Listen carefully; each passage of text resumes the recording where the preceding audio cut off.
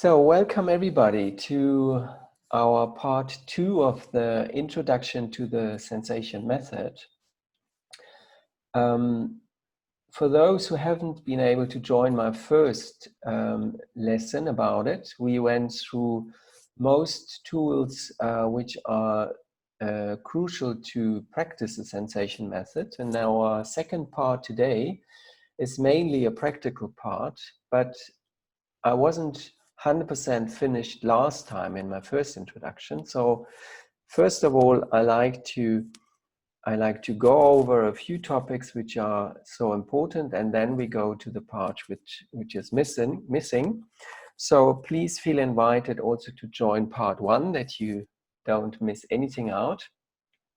But let's just go through a few things together. So in part 1, one of the key things I was introducing to is the kingdoms. So we were differentiating plant features, mineral features, animal features, and so on. So just to highlight quickly for you the most important keywords, like the sensitivity in the plant kingdom are so important, yeah, and also those features. So, and in the mineral kingdom, of course, structure is a keyword which we should keep in mind always when you think about a mineral in a case, or when we could say something is missing, I'm lacking something. These are key features of the mineral kingdom. Will I make it? Will I be able? All that. And of course, the third kingdom I was talking about is the animal kingdom, which is about survival. And of course, today we know so many remedies from the animal kingdom, and we know it's also about the evolutional topic. Am I protected? Am I safe? Can I defend myself? All this issues of survival, yeah, high and low, all that. So anyway, one key part is to understand, of course, our sources, the remedies. And the second very important part is, of course, also, if we know to differentiate the kingdoms, is to talk about the miasms, yeah, which I did at the end of our last introduction.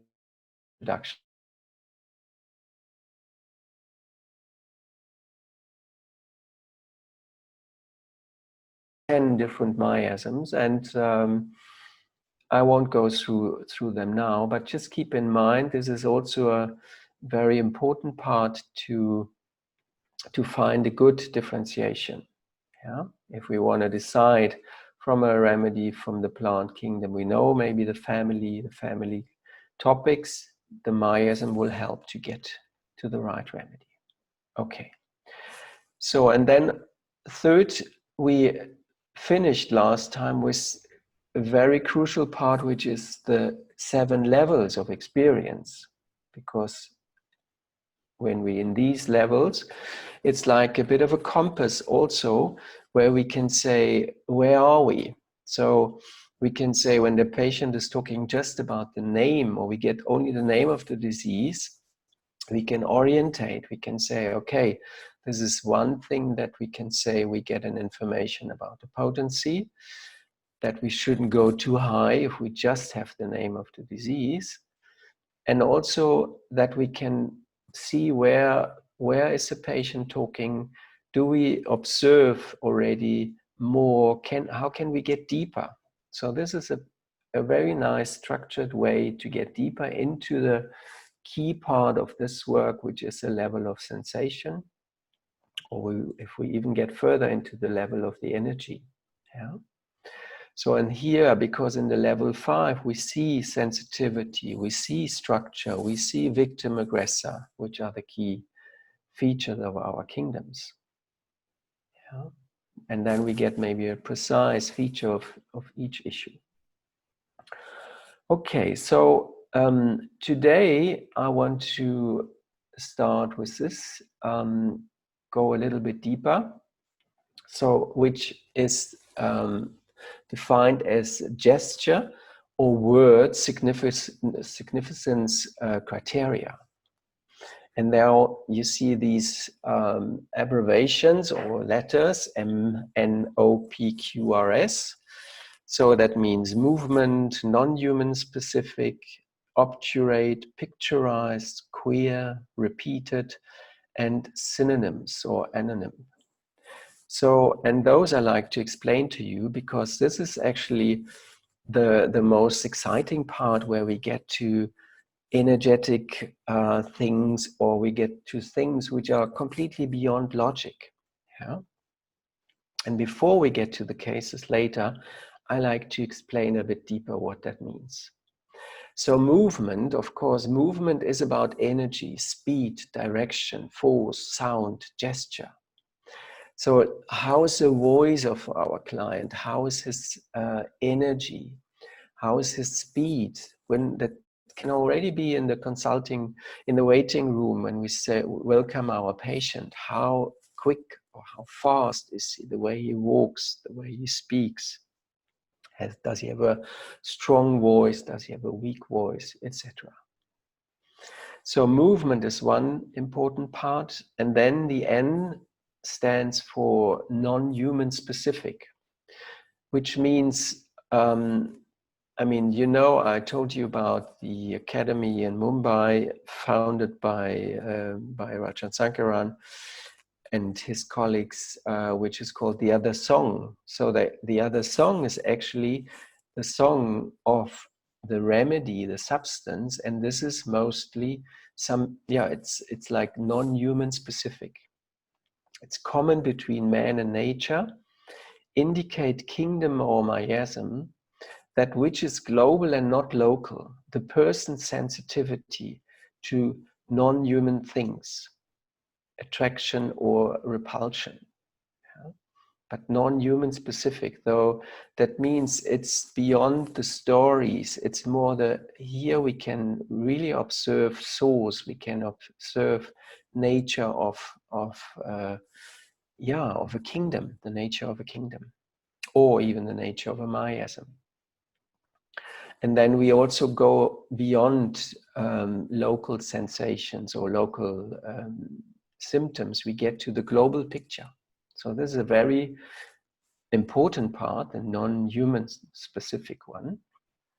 And then we go further to the topic obdurate. That means there's a kind of persistence in the client. He's always trying to come back to the same thing.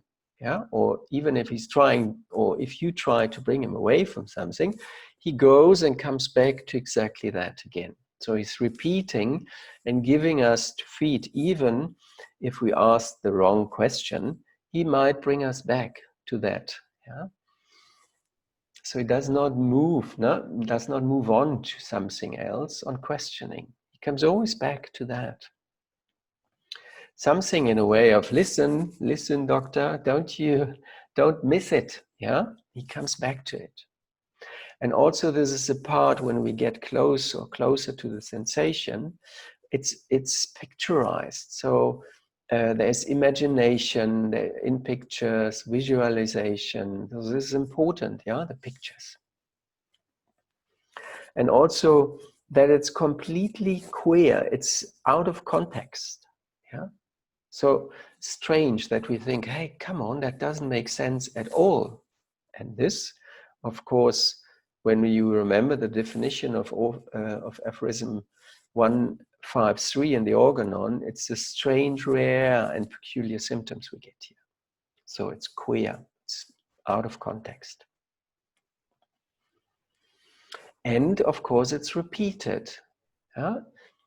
I mean, this is something I learned many, many years ago to mark also on my notepad when I write down the interview to see what comes back, yeah, or to underline it. If a specific topic is in different situation, the patient always repeats it, yeah, in different levels, in different context.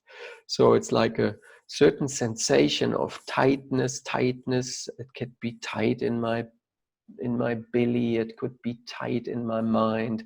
Something is tight, or someone is trying to tighten me in a specific role or something like that. So that means those parts are repeated. And the last thing would be the synonyms, similar meaning words. Words of the same group, or words, gestures of exactly the opposite meaning as those before. So synonym, anonym means it's tight and it's maybe completely open, it's wide. Yeah. So tightness and wide, or openness, space. This could be a topic of, let's say, if we have plant topics, sensitivity topics, it could be like a euphorbia, from the euphorbia family. But also on an animal level, this tightness and openness and tightness and openness could be something of a bird. Yeah, the falcon, if you look at the falcon proving, locked in, closed in, narrow space, yeah, but also the completely opposite.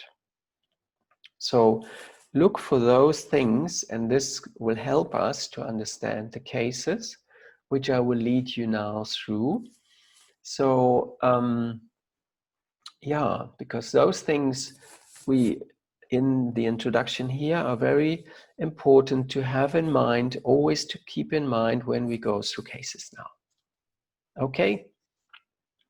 This is just the final part I wanted to share with you from last time.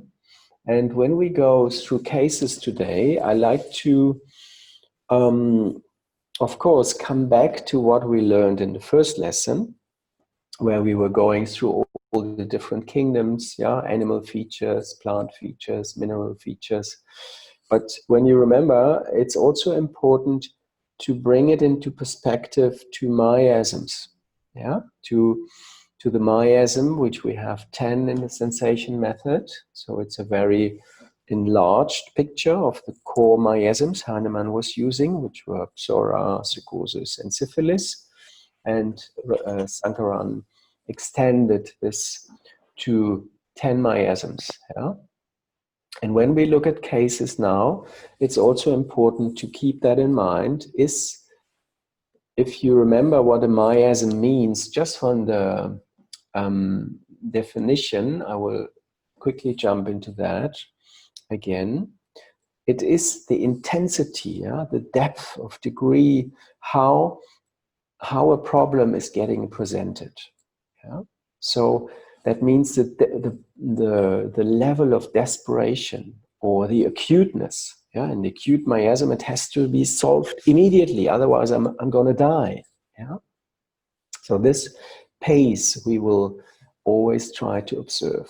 Sometimes we might not get to that point, and especially today, for the first introduction to that system, I thought it might be nice to use simple structured cases where we can see clearly sensation, but also to have, I have lots of experience with children, but I have selected children cases, and those cases are often a combination when the babies are very young. These children you will see now, they're very young. And then we often look, or we have to look also to the story of the mother. How much is the state during birth or even pregnancy related to the suffering of the child? And where is the bridge? Yeah? And to learn that, I have some cases for you. But just keep in mind the miasmatic concept, if we can find that, and we will see in the cases now, because we have examples from Materia Medica, how we can translate that. So if you, Giovanna, have missed the first lesson, it doesn't really matter, because we will go to this in a second.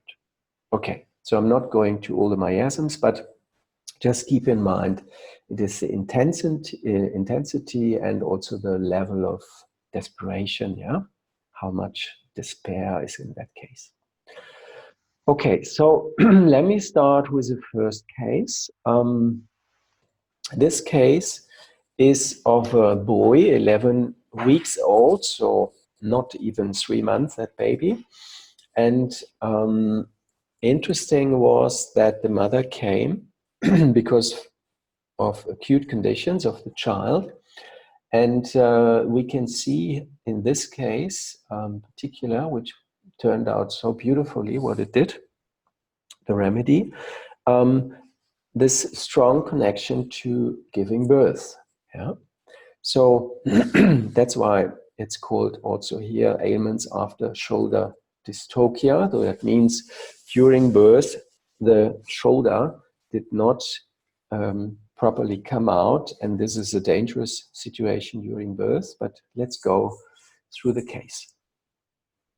So here you just see the baby, and the mother came, or before we could actually, before she was telling any symptoms of the child, you could hear this. That would of course be beautiful, but I can't do this in a Zoom session to show you the video. But it was so strong, this snoring, this snuffling of the child, trying to give you an example of it. It's like really like, the nose was completely blocked and the child could hardly breathe. And also, I mean, of course, it's difficult from one screenshot to see, but the child was somehow in very limited in the head movement. Yeah? So when she lifted it up a little bit, you could see that the head was completely drawn to one side. Yeah? So that was my first observation. Just this strong snuffling or this noise, like a little, like sawing wood, or you hear something constantly. No? Not that there's not a lot of mucus coming out, but you have this constant feeling of a blocked nose, the sound of a blocked nose. So, what is the story behind it? So the mother is telling us there was a strong cough. So imagine 11 weeks is the child old, the age. And there was a strong cough 2 weeks ago. For the last 4 days, there is this strong snuffling. So constantly is this snuffling. He's coughing, and sometimes he's like choking on his mucus, but also retches his milk out. So you have to always imagine this child, the head is somehow blocked, and the child is trying to cough, and then sometimes it has to almost vomit, or the mucus, it's difficult to swallow it or bring it out. But what is so obvious, she said, with every breath he's having this strong snuffling. Yeah? What sometimes makes him feel so uncomfortable.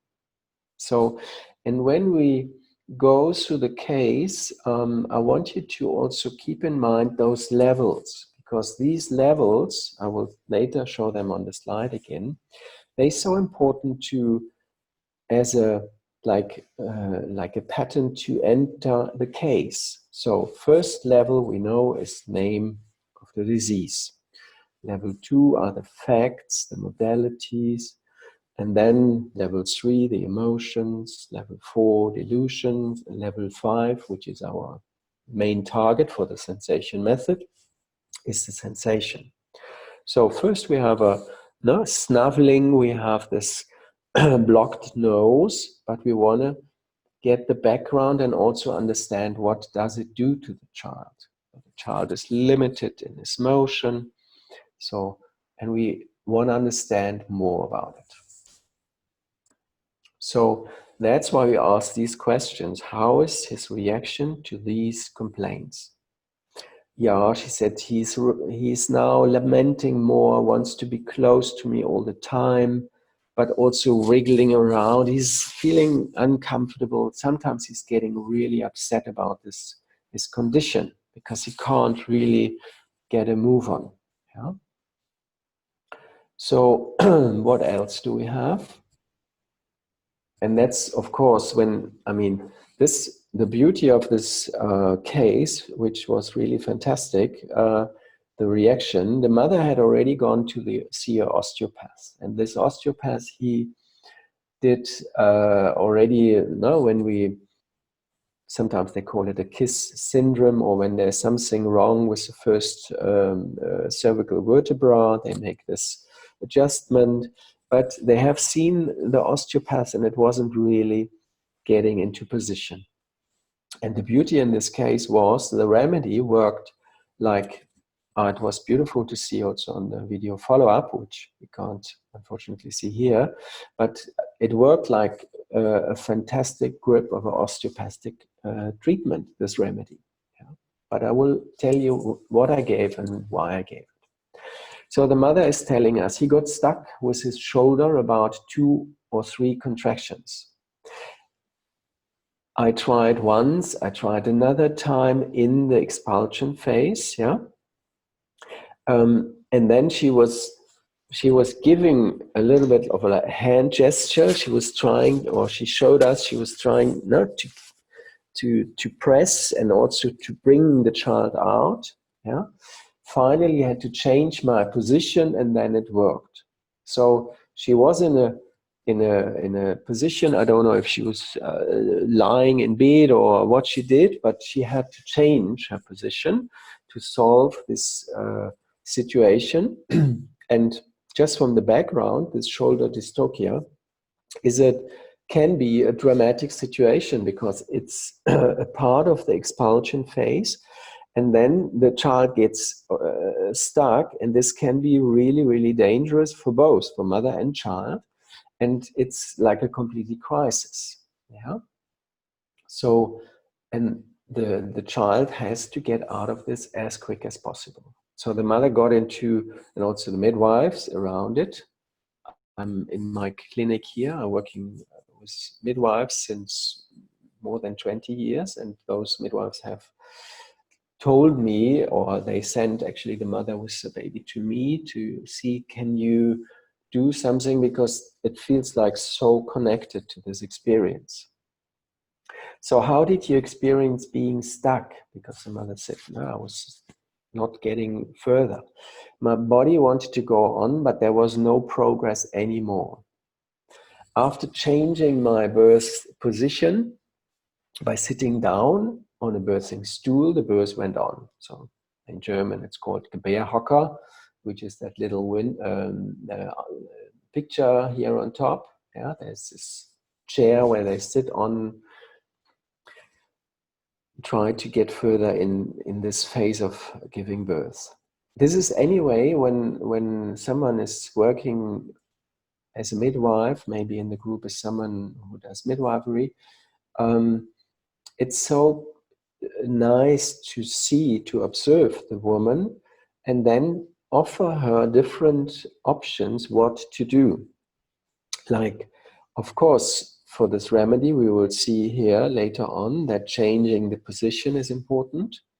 But sometimes, like, there might be fear coming up, and sometimes women, they might love to just cling to something, like to cling to a rope, or in some in the midwife rooms, or where they give birth, Kreissaal, they have a rope hanging there. Or some women want to go into the bath. And the reaction of the woman to these offerings is sometimes so striking that we get already a first idea what to do, yeah? Or a remedy hint. Like, for example, if you're already in a fearful, panic state and you offer the bath water, the remedies from, or women who have a tendency for remedies from the Solanaceae family, belladonna, hyoscyamus, stramonium, they avoid the water. Yeah, it's too dangerous. They have to give up control and everything, and they get into, I can't escape. No, I want to be able, no, to get out of this situation. So chalcemium, for example, which is also an important remedy, they might cling to the rope. This gives them security, and when we look deeper, we see Gelsemium from the Strychnine family, Loganacea family. This particular plant is a creeper plant, and they want to cling and hold tight to something. So these are all hints we can use. And in this situation here, the mother, she said, no, my body wanted to go on, but there was no progress, and I had to change my position. I have to do something. Okay. So what else did she tell us? So any other problems the boy is having? She says, yeah, he's having problems with his right ear. The hearing is impaired. So they went to see an ENT specialist, doctor, and she says, the mother, perhaps also because his shoulder got stuck. The ENT doctor thinks there is a hematoma due to his shoulder dystocia. So he found out that there's also a hearing problem, which later on, after remedy, completely solved, completely disappeared. Yeah? So another fact, which would be level 1, impaired hearing, we have a tendency of the head is drawn into one direction, and of course we have this strong snuffling, this loud breathing with the nose. Okay. What else? No? Are there any limitations in his movements, or does he prefer a side? This is also a question we ask, especially when baby is there, when we don't see it directly. But in this case, it was so clear. She said, yes, he's always looking to the left side, yeah, while lying on his back. And then I was testing it out, put him here on the carpet or have a blanket there, big space to get in contact and let the baby try to move. And it was very limited. Yeah, I put a bell in one corner, rang the bell, and it couldn't follow it. Yeah. It seems he's not able to turn his head around to the other side. And again, the snuffling. So maybe just from learning of keynotes, you might know that we have some typical remedies like sambucus, when it's about this blocked nose, or nux vomica. Yeah, but we want to bring here all facts together and not get into a quick prescription. So let's see what else we had, or how we can approach and analyze this case. So what I've done for understanding this case, I want to just bring these things together. Yeah, let's have a look at this quickly again. What kind of levels do we touch here? So level 1, of course, I mentioned that already, the diagnosis. This is this strong snuffling, this cough where mucus can't be really released. This head is drawn into one corner or to one side, and an impaired hearing on the right side. Okay, so feeling there's being totally uncomfortable, that child, with the situation. Delusion, I didn't see any. Yeah, the level of delusion, not in the mother in the way she was talking about the situation, and also not, of course, not in the child, because this delusion level is mostly what it feels like, or we get this from dreams, or how it is experienced. Yeah. Treating children, of course, in the first 2 years when they non-verbal, yeah, they don't speak, or we get a few words, but we won't get deep with the sensation.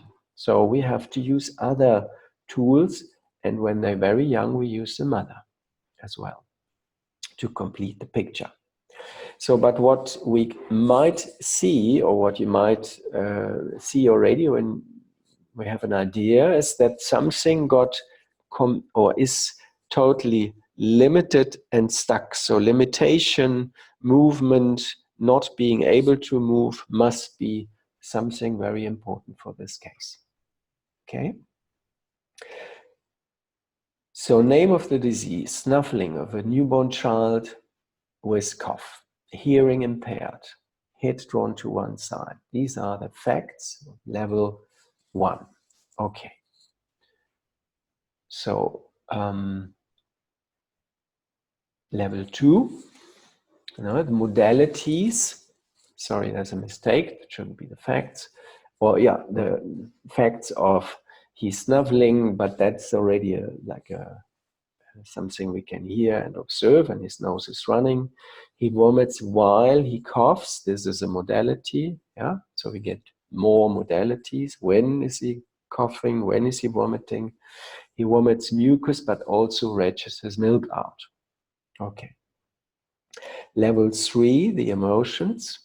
He's really upset, cries a lot, especially when I try to lie him down. He wants to be close to me all the time, but also he wants to be on the arm, but mother should move, but it's not really, he doesn't really find any comfort in any position. To be limited makes him really upset. So this is limitation. This is important. So level 4, as I mentioned, the delusion level, there's nothing but sensation, being stuck with the shoulder. That was his beginning. That was the crisis during birth, this moment. And also the way the mother told us about it. The mother used hand gesture, body language in it. So the remedy must, of course, have something to do with being stuck. Okay. So symptoms are used to apply the repertory. It's like nose, snuffling, stomach, vomits while coughing, and head drawn to one side. So we have 3 symptoms from different levels. We have this typical snuffling, we have something about the cough, and we have the head which is drawn to one side. Okay. So, wait a bit, that I can't see on the top there, the repertory. Okay, so at this point, I will just go out of the presentation here because I want you to share that or see it in Mac repertory directly, because I think this is very helpful. There are a few hidden tools which we can't demonstrate in the presentation. But what we can see, I just highlighted here the winner by the totality, is we have Lycopodium, we have Nux vomica, we have Pulsatilla, we have Cuprum metallicum, Rust toxicodendron, Zabardilla, Sulfur, Azene, Mercurius, Belladonna, Bufo, China, and Phosphor. Okay, so, but the beauty is how do we address it and what can we do? Here are these 3 symptoms, which we've just seen in the presentation. So, and when I go to the result here, which looks similar to what we saw, see, I made that screenshot up to here to Bufo. Yeah, it's a little bit different because it's a different version of the complete repertory. So how can we limit this now, and what is, we have to say to ourselves, what is the situation? So first we could say, okay, we have one sensation and we have the opposite. So being stuck is very important and has to move or has to change position. So this polarity needs to be found, in the best case, in one of those remedies.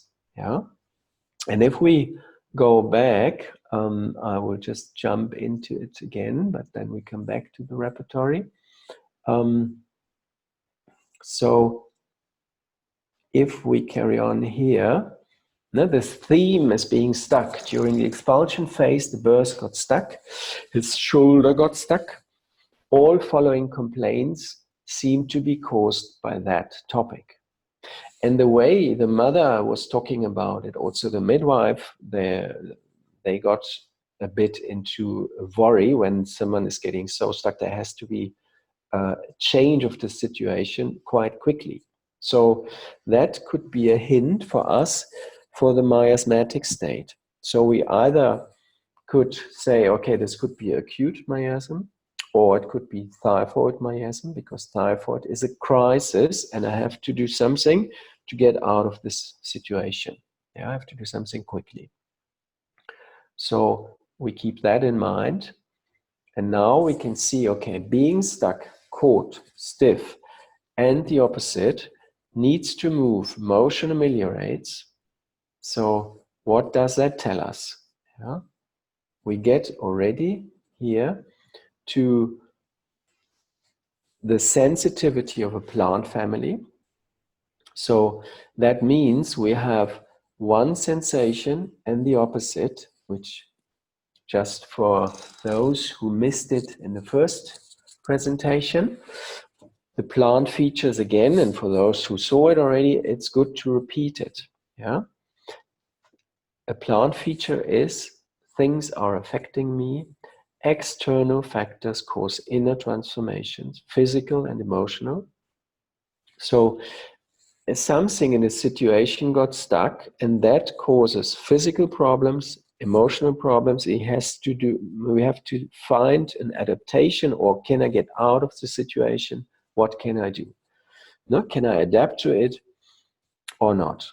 Reactivity, I react with my sensitivity. So when I'm stuck, I have to move, I have to change position. So one sensation and its opposite are dominant.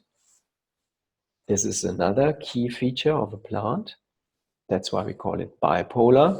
There's one thing is being stuck, and the other thing is I have to move. All right. So now the big question, I'm sure you have already an idea, or you hopefully have an idea. So from the kingdom must be a plant family. Which family? Yeah, and miasm. So this is what I found out. Yeah, plant is a kingdom. Anacardiaceae, the cashew family, and the miasm typhoid, because there's a crisis and I need to do something to get out of the crisis. Yeah. So, and now when we go once more out of the presentation here, hold on. I want to show you this for those who might not know about it. You see here we have these three symptoms. We have Lycopodium, Nux vomica, Rust toxicodendron, etc. So now the beauty is that if you know already a little bit about the remedies and especially about the plant families, if you say, okay, Rust toxicodendron makes sense for me, I know this remedy, and I know it belongs to a plant which is green here, and I know it belongs to the Anacardiaceae, to the cashew family. So for those who use Mac Repertory, there's a beautiful tool here. If you go with your mouse above this remedy and make a right mouse click, and then you get this pop-up window which says limit window to remedies family. And here we can go to different taxonomies or different, like we have an insight into the complete system. Yeah. So we can say, okay, I like to work with Cronquist plants, which is an older taxonomic system. And we know that, for example, provings.info, Jörg Wischmann, he's also using conquest taxonomy. You might have heard about Mikal Yakir from Israel. She's using also the conquest system. Sankaran, he mostly applied or in his tables, in his schema, he uses the conquest system. And the only one where we could say is really different is Jan Scholten, because he's using the APG. Yeah, the APG is the angiosperm phylogenation or phylogeny groupification. And there's APG 1, 2, 3, I think they're already at 4.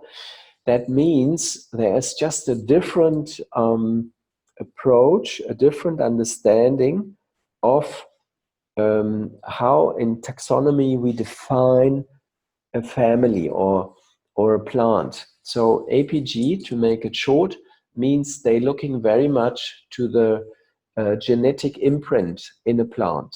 So to look at the contents, to look at the alkaloids, things like that, but mostly based on genetic things, DNA, all this.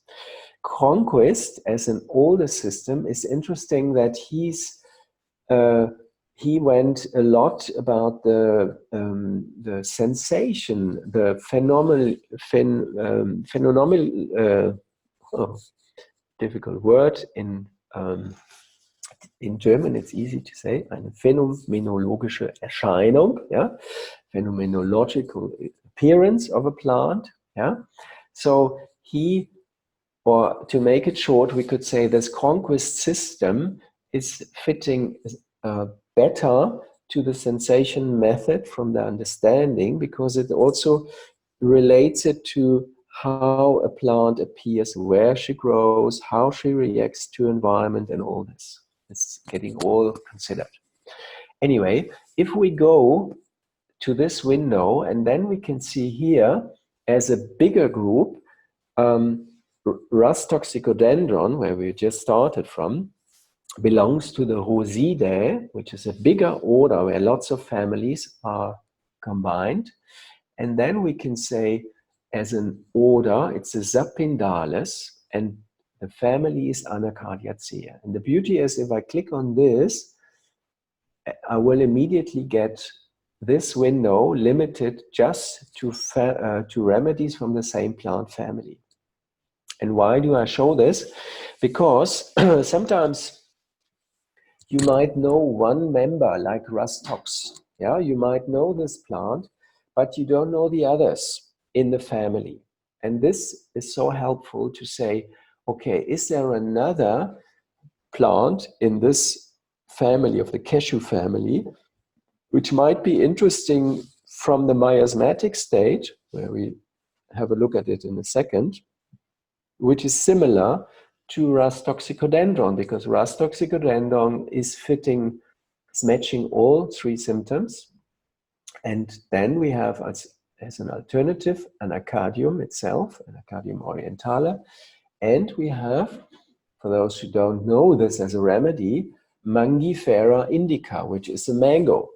Interesting, eh? The mango, which has something, yeah, it's like a fruit, which is very soft. And then we have this hard pip, this hard core inside. Yeah, something very hard. And when you get with your knife in, it's sometimes very hard and stiff. And there's something very hard inside. Anyway, so that I wanted to show you. Here is this red window now. When you click on it, you will have all remedies. Yeah. Of course, we could say, okay, first we look at plants generally. We have like a podium, Nax vomica, but they are different families, different stories. Yeah, and the feature of being limited and has to move, this is so typical to the Anacardium family, Anacardiaceae. It's also when you see the mouses here, then you see it on the bottom window here, Anacardiaceae. So anyway, that I hope for those who have microbiotory is a really, really helpful feature. Now we go back to the presentation. Okay. So a plant, the Anacardiaceae, and as miasm typhoid. Yeah. So this family, the cashew or sumac family, who else do we have in this family? Yeah, or let's first see the sensation in this family. So this whole family, and this is typical for Rus toxicodendron, but it's also typical for anacardium, mango, and all the others in the family. It's a feeling of I'm completely caught, stiff, tight. There is a tension. I'm stuck. There are cramps and it's pressing, but it's somehow I'm completely limited. I can't get out of this situation. Yeah, this is how I feel. So, and this can cause in a passive reaction to be completely paralyzed or immobile. Yeah? The child couldn't move its head. Yeah. So, and the active reaction is motion ameliorates. This is typical also. That's why we find so many remedies with rheumatic problems. Typical for someone with rheuma is morning stiffness, caught, stiff, tight, and then he has to move, motion ameliorates. But aggravates in the house, aggravates sitting, first motion aggravates, restless sitting aggravates. You are stuck and want to move continuously. Yeah? This is so typical for this family. And the compensation is like being always on the move, being not too stuck. When I get stuck, I get problems. Yeah. So this is typical for this family. And when we look at this particular plant, Rus toxicodendron, which in this case I gave to the child, because it fits to the story, but also so nicely to the miasm, to typhoid miasm. So we have another name for it is poison ivy, and this is what you can see when you touch. There's a photosensitivity. So in sunny days, and when you go and touch the leaves of this plant of the poison ivy, you get these terrible blisters. Yeah. So just keep that in mind, because this can also be an indication, because sometimes you have a case of smallpox or like a herpes zoster, and with blisters, and you have lots of like burning, stinging blisters, but also the whole nerve and nervous system, and you feel limited. You can't really move. You feel caught, stiff. So for that, it's very important remedy. And this is what it does in nature. If you touch it, you get these terrible blisters. Yeah, poison ivy. So just to come back, because this is an introduction to the sensation method, the miasms give us the idea. So this is just what we saw before, the intensity and the pace. So, and in this case of the child, the mother was in this crisis. That's why I found it completely fitting well to the typhoid miasm. Crisis, one can cope the situation for a limited of time, intense effort to manage the crisis, to get out of this situation. Okay. I'm not going through all the others, but this is where it fits. Yeah. So, and the next part would be to see which other plants are in the family and which other miasms do we have. So in the acute miasm, we actually don't have a plant in the moment in Sankaran's schema, but we are working with the WISH group, WISH, the World Institute for Sensation Homeopathy, to update these systems. And also Sankaran, of course, himself, from his latest experiences, cases, there's going to be there are going to be more plants soon in an updated version. But so far in his first edition, we have Rus toxicodendron, typhoid, we have malaria, Rus radicans, we have ringworm, is Rus venenata. So they're all very similar plants, yeah. And also in the lebra miasm, we have Rus glabra. In psychosis, we have Mangifera indica. And in lebra, we have Commuclida dentata. So maybe you remember that, but there's also this line, the desperation line, from acute to syphilis at the end, which is after lepra. Yeah? There's also the way of being open or reserved. So on the left side where the acute is, we have more action, we get more words, we get more maybe also hand gestures and things. But on the right hand side, when the desperation is growing, we could say from the psychosis on, the patient is less talkative, more reserved, holding back, not speaking. Yeah? So trying to hide something, all that. Yeah? Anyway, but this is just to differentiate the different miasms. But in this case, I gave Rus toxicodendron from the poison ivy from the typhoid miasm. So here are a few more informations about that remedy in distortions, in shoulder dislocations or lesions of the cervical spine from too much strain to the head of the child. This is a quote by someone who's a German doctor who has also lots of experience with treating babies, children with homeopathy, and his observation is, Friedrich Graf is his name, in shoulder dislocation or lesion of the cervical spine from too much strain to the head of the child. Afterwards, the child is crying a lot, very restless. Restlessness is a symptom for the anacardiacea, and goes into relieving posture. So, hello, not moving anymore. My presentation, or is it? Oh.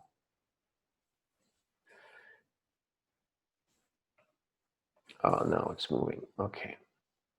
So sorry for that. Just keep on clicking here. Source Friedrich Graf, Homeopathy During Birth. He published a whole book about this, his experiences. Very valuable. So, hello. Now it's turning. So, have there been any acute issues since the remedy? This is the follow-up. Yeah? No, nothing anymore. He was fine. How is he developing? Good. After it was cured, he was absolutely fine. The mother says, before he could not turn his head around completely. He wanted to look at something, but it didn't work. It disturbed him and he was blocked. That was before the remedy. So now, in the follow-up, yeah, afterwards he reacted totally different to his toys. How long did it take after the remedy to get well? Perhaps 2 to 3 days. After that, it was much better. And I gave a 30, yeah, 30C. Before the remedy, he couldn't follow us with his head when we were walking around him. So now he then could turn around his head completely. His main problem was solved and he's much happier since he moves freely. So moving freely is that what was missing. And this was for me so impressive in this case, because, I mean, this is not easier to get a result with just a single dose of a remedy. And yeah, this stiff stuckness is completely changing, completely different child. So that was wonderful. Okay, so usually in the seminars and teaching, I would say at that point, okay, are there any questions or differentiation or things like that? But because it's difficult here to get your feedback and things, if you're okay with me, I would just keep this example and go to a second one, because when we have a second case and see it next to each other, we can see what is similar, what is different, and what is the approach. So I hope you're okay with that, and I just go to my second example. All right? Okay. So, second case. Again, a little bit, actually much older, 7 months old. It's the case of a child where the mother came or made the appointment mainly because of the eczema of the child. But here as well, they came out much more, and I was so touched by the connection, because I gave a remedy which I would never have thought of when I only took when I would have only taken the case of the baby. So let's see what the mother is telling us. This is also a video extraction which I've shown in my seminars, but here, of course, we can only read the words. Yeah. So the report of the mother. No? Lena had a very severe skin reaction on her scalp. She had such strong milk crusts. It was so bad when she was 3 months old that we decided to treat it with cortisone cream. So they suppressed it. But it's now slowly coming back, and she also get these spots on her arms and legs. So from the head, from the scalp, it's now going to the arms and the legs, and those skin lesions are mostly circular, and the skin gets very thick and crusty. So this could be level 1, name of the disease, but also already level 2, where we get more like it's circular, it's thick, it's crusty, so we get a bit more of the picture.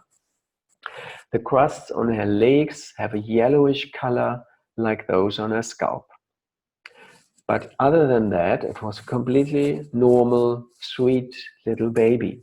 Yeah. So this is a picture before the parents started to use cortisone, which was really strong. And you can see those thick crusts. And now when it came back, it was like, I hope you see my mouse. It's like a radius here in the center, around the fontanelle. So it was, yeah, maybe one third of it, like it was when it was so bad. But it's spread it out now. Okay. So what else? Because now when I have only this as a symptom and I would prescribe, I could only come from whatever. We could not say a plant, a mineral, or animal, or nosode, or whatever. It could be everything and nothing. You know that. When we open the repertory, we could say, okay, we could give graphitis, we could give antimonium crudum, which are all important remedies for these conditions. But we're trying to open the space and keep the picture as big as possible and see, also in this case, what is the experience? Where has this child gone through, and what was the background? So the mother is telling us, I had a very traumatic birth experience, Pregnancy was fine, but giving birth wasn't easy at all. I was tearing 3rd degree, which is quite deep, and had to be stitched. So from the definition, 3rd degree tear extending towards downwards from the vaginal wall, perineum, to the anal sphincter, the muscle that controls the anus. So they can have really serious problems from that tear, losing stool, or also the pelvic floor gets affected. So, and this is what happened here. I lost a lot of blood and suffered from anemia. So it must have been strong, huh? Blood loss, anemia. I was collapsing and I felt weak and battled to recover until end of February. And that was when the child was 4 months, no, after giving birth. So somehow this is a much dynamic picture than what we could see in the child. I mean, the child was mainly fine except her skin problems, but the mother had strong symptoms, yeah? So, and what else is she telling us? So after birth, I had a lot of problems. Breastfeeding was difficult. I had a mastitis and I had to take antibiotics. And soon after birth, I also discovered a foreign body feeling in my vagina. I went to see the gynecologist and she found out that there's a prolapse of my uterus and the displacement of my bladder, which is called cystocele. So that was a feeling she had, but it was also a fact, because she went to see the doctor, the gynecologist, and she could see the organs are actually displaced and she has these prolapse symptoms. But still, I'm trying now to open the space and see how does it feel like.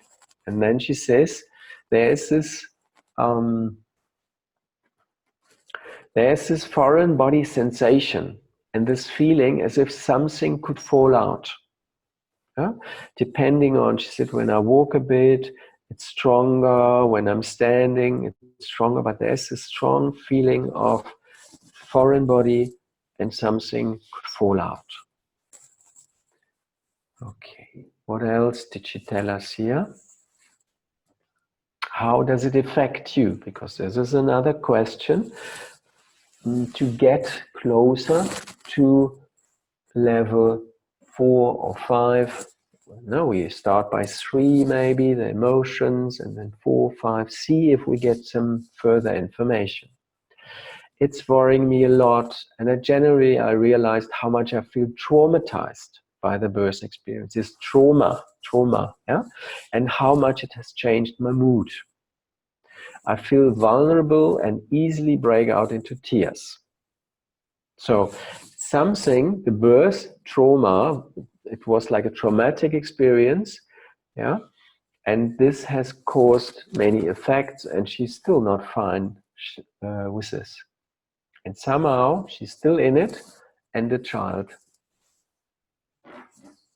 might be connected to it. So that's my question for themes and analysis. What do we do? From which levels do we get information in this case? How to approach the case? Yeah. So we have, or let's keep it very simple and say, okay, we have the symptoms of the mother. She has this prolapse feeling. She is vulnerable. She feels hurt. She feels injured. She feels traumatic experience. But how does it relate and how does it come together?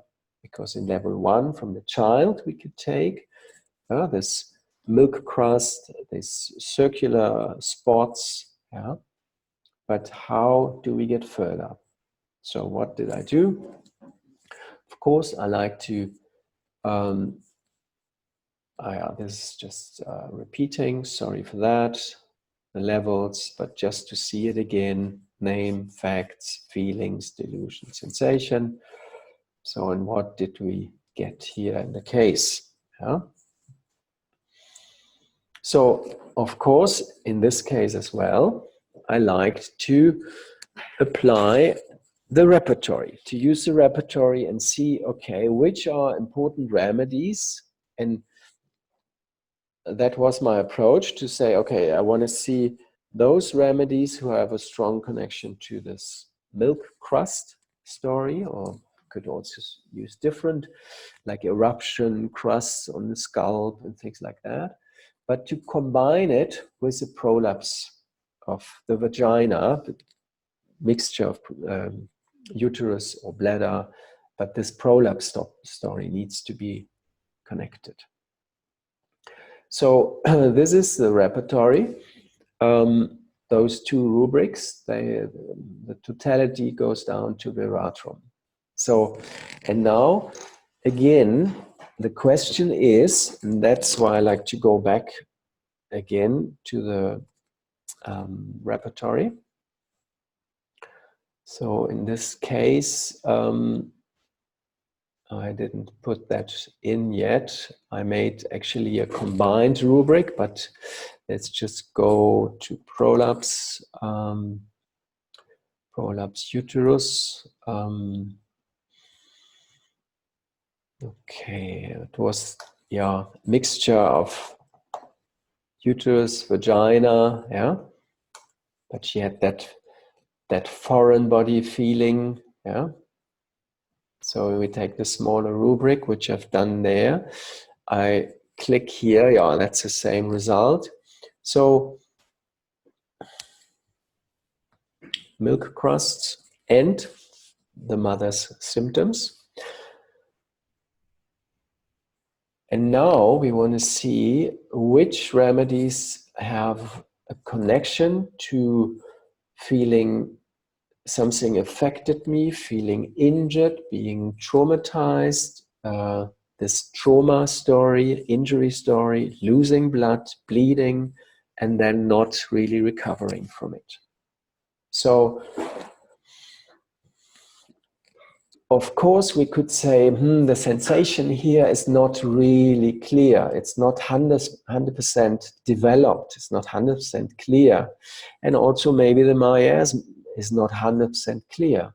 But just from looking at those two rubrics, I could approach the case. And this is exactly what I've done, because otherwise I could have said, oh, maybe it's not a bad idea to think of sepia for that condition with the prolapse and foreign body sensation, and when she's standing everything is falling out, sepia or murex, no, from the mollusk family in the animal kingdom. But to bring it together to her reaction, her sensitivity was much more a plant feeling for me. So that's why I wanted to see, okay, which plants are interesting here in this, just down to Veratrum. So when we start from the back, we could say Veratrum album is a plant, of course. But Veratrum album belongs to the lilies, to the lilia. It's Miniantacea, but it's the order of Lilialis. It's a monocot. It's Veratrum. You have acute miasm, but you have someone who's completely like worried. He's fearful about his soul state, and you will get lots of stories behind it. Where anyway, it didn't look like it. Make it short. Stavisacria is not bad, yeah, because Stavisacria is from the ranuncular family. It's a bit like Pulsatilla. There's an injury and wounds are not really healing. All that could be interesting, yeah. But in the Ranunculaceae family, we have similar sensation at the same time. Though there's anger, there's fear, there are strong emotions. This is the ranuncular family. And of course, if we would do the same like I did in the first case, we could limit this and say, according to Cronquist, we look at all the ranunculars. And then we would say Staph aureus, clematis, aconite, helleborus, hydrastis, podophyllum, which is not, this is a berberis family. It's close, but it's not actually a ranuncular. So, but go to the main result. Here we have Staph aureus, Lycopodium, which is a different story. It's like a very old moss and plant, and don't want to go too deep into this, but it's not the main remedy we think of when it's about injuries. So, and if you go closer, belladonna, of course, is a nightshade, but here is one last plant which made me curious in this case, and that is Lappa. So Lappa, if we don't know about Lappa, we can do the same here and go to limit conquest Asterales asteraceae. Oh, you drink the thing. I think this is almost done. So what are asteraceae? These are our main remedies when there is a strong injury somewhere. Yeah, injuries, bleedings. Yeah, someone is completely hurt since one occasion. And interesting is that we have just 3 of those: Lappa, Bellis perennis, that's the daisy family, and chamomile. So, and let's go back to our presentation and see what I've done.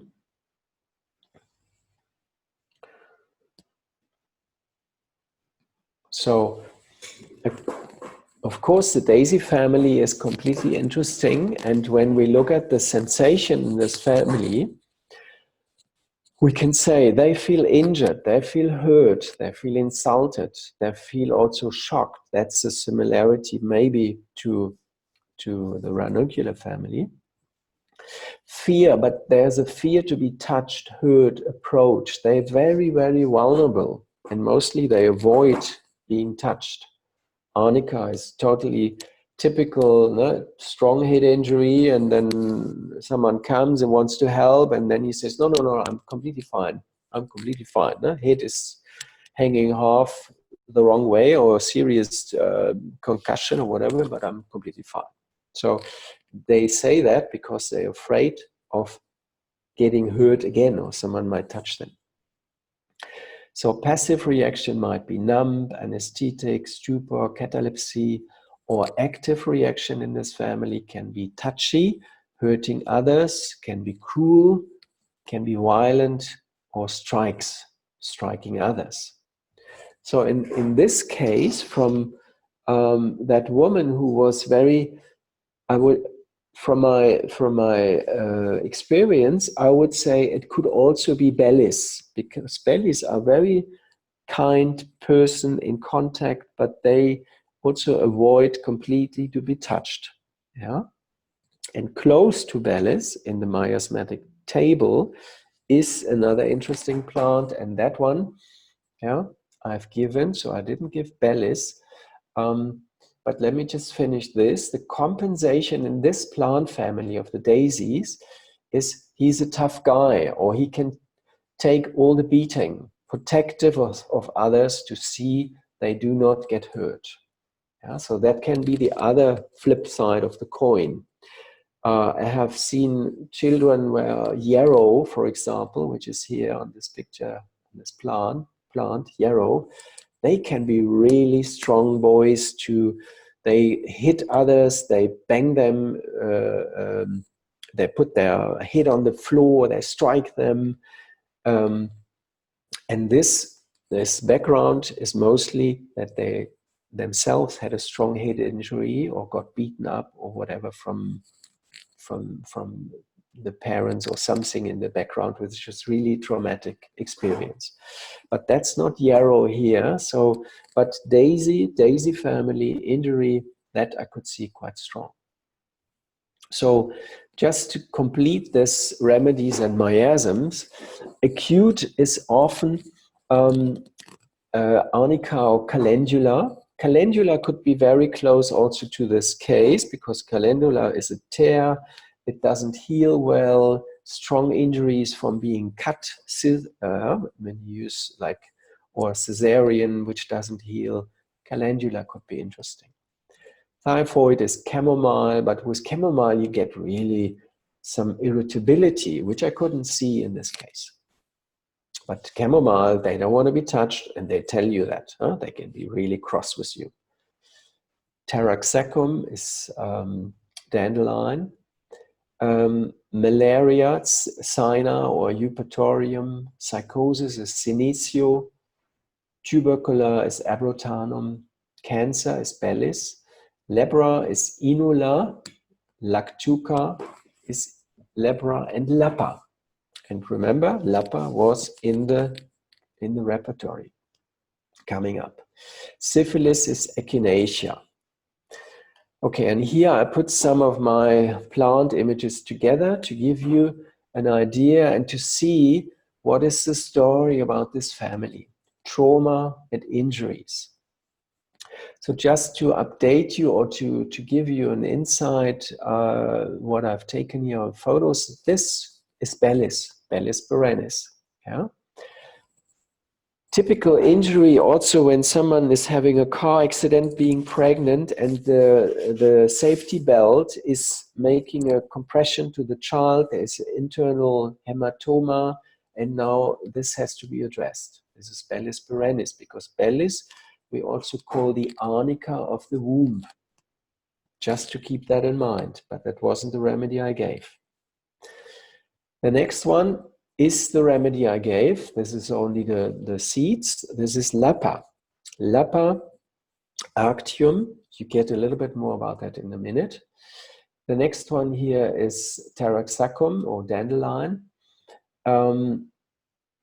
Strong liver connection, but also a daisy. Yeah.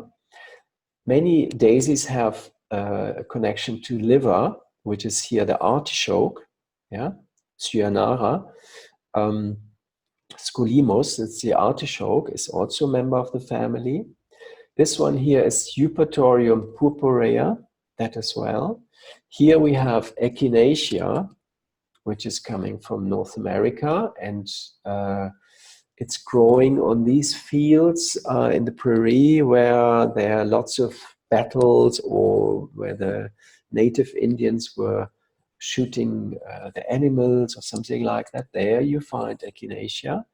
And in homeopathy, we use it also for serious injuries, yeah, which don't heal. This is Inula helenium, also lepra miasm. This is typical arnica in the Swiss mountains. This is yarrow, millefolium. This is calendula, echinacea. This is solidago, a strong remedy for the kidneys, kidney injuries. Abrotanum, and this one is Tussilago farfare, growing in our forest here, mostly very early in spring. Tussilago, cough remedy. Yeah. Anyway, but the whole family has a story of injuries. Yeah. So, and back to our case, this is coming up, Lapa, and this is what I gave. And this was so fantastic because I gave it to mother and I gave it to the child and the mother because the mother stopped breastfeeding. So I thought, okay, make sure they get it both. And they both benefited so beautiful to this remedy. When it's flowering, Lapa, arctium, it looks like this. And it's also when you go out in the field, it has little hooks. So it might try to cling to your clothes. Yeah.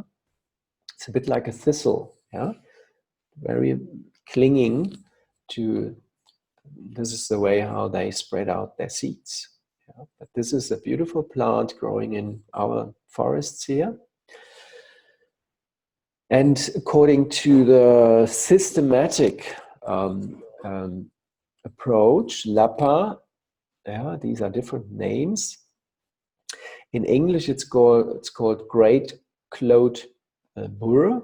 Great butt or cocklebur. I don't know if it's growing in North America. Maybe it is.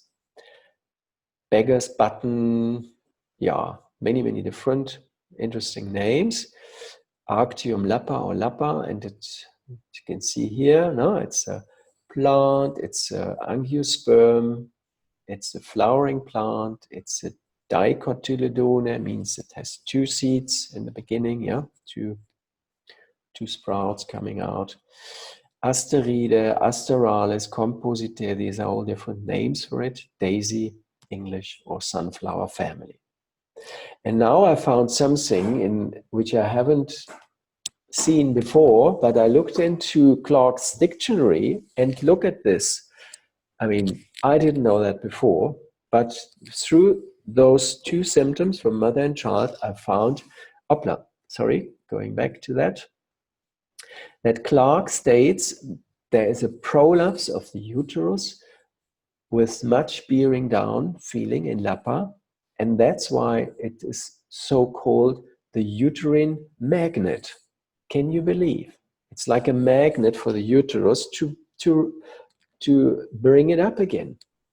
That's why it's so similar also to Bellis, because Bellis is well known for something is breaking and then they are able to stand up again. Yeah? And this Clarke mentioned already to Lappa. Fataxis in the female chapter, bruised is typical for daisies. Sore, heavy feeling in uterus with great relaxation of vaginal tissue. Uterine displacement was standing, walking, a misstep, sudden jar. So exactly this standing, walking, what we else might know from CPR in the physical sensation, but this is all about Lappa. Okay, so this is what I wanted to share with you. And of course, with children, it might be even more a challenge to get deep into the sensation. But the beauty is, because we have so many plant families now, plants and minerals and things where we have already a sensation, yeah, that when we see a result, we know exactly, okay, this is not belladonna, because belladonna is a nightshade. It's flight and fright. It's fright and flight. It's like delusion. It's like escaping. It's nightmares. It's aggravation in the night, in the darkness, all that. And then we know, okay, can't be. But if we see something here, yeah, like Lappa, and we don't know about it, we might just apply this right mouse click and say, aha, that's a daisy. Okay, and just have a look at the daisies. Yeah?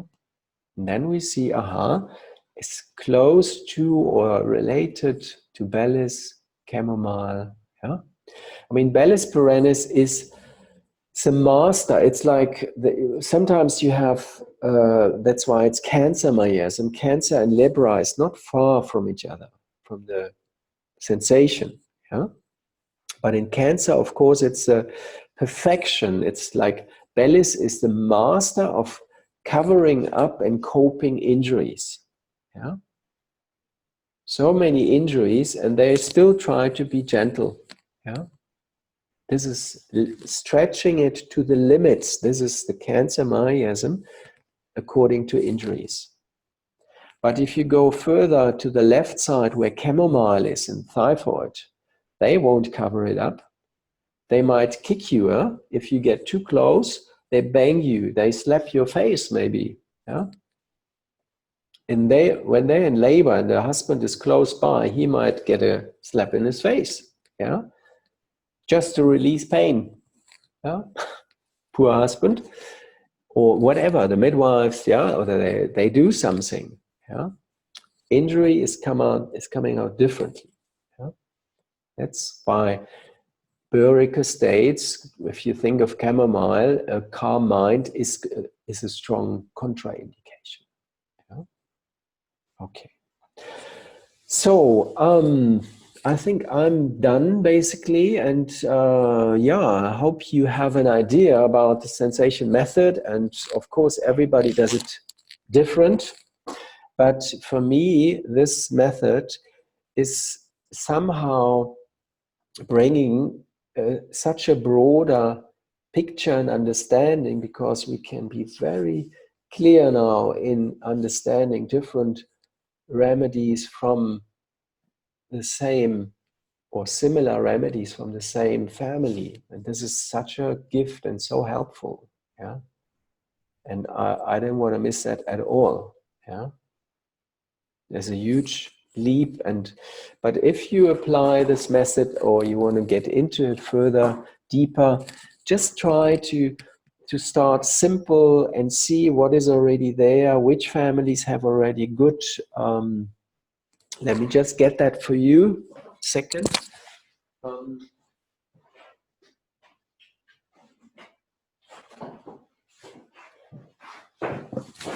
So that you try to get the schema from Sankaran, his tables. Yeah, this is the book where you can see, okay, there are these lists of families, like under C we have the composite. Yeah, so and then the different families. This is unfortunately the German version, but you can see there are the families, and then the sensation, the compensation, the active, the passive reaction, and then you get an idea what can it be. Yeah, so we had two families today, the cashew family or anacardiaceae, so that must be something about being caught, stiff, stuck, and I need to change my position to get out of it. And the daisies, there will be always something with injuries, being hurt, being really wounded. Okay, so anyone wants to say something? Otherwise, I would say goodbye, or I'm happy if someone has a question, you can ask me now. Okay, so no questions today? Thank you. Pleasure. Have a lovely day, and I have to go into the darkness. In Germany, it's already Thank dark you. It was now. interesting. Very interesting. Yeah. Great. It's a pleasure. Thank Okay. All the best for you all, and hope see you soon one day. Okay. Okay. Bye. Thank you. Thank you. Pleasure. Bye. Thank you. Bye.